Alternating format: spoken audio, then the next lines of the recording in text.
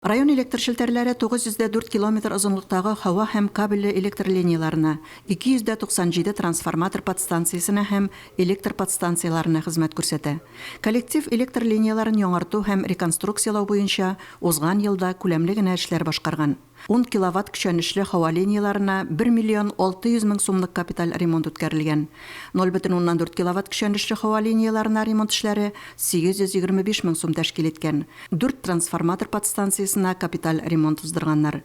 Яңа техникалар урнаштыру буенча да күләмле генә эшләр башкарылган. Технологик присоединение имеющие объем шәмле, барлыгы 50 миллионлык объем шәмле. Шуның içinde 6 километр ярым 10 киловатт көчәнешле линия төзелде.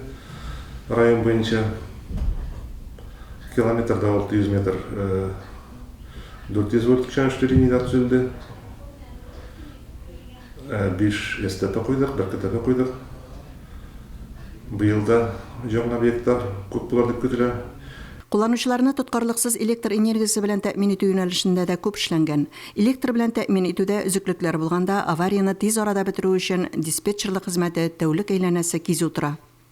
Прошлый год, 19 год, мы закончили с хорошими показателями. Все плановые нормативные значения выполнены. Количество аварийных отключений у нас ежегодно уменьшается. Также по качеству электроэнергии ежегодно количество жалоб сокращается. Хисап җыелышында район башкарма комитеты җитәкчесенең беренче урынбасары Рөстәм Ильясов катнашты. Ул район электр шелтәрләренең җирлек үсешенә керткән өлешен югары бәяләде. Энергетикларына борчыган сорауларга җавап бирде. Әлфинур Нугманова, Динар Нуретдинов, Ойрат Фазылов, Мөслим телевидениесе.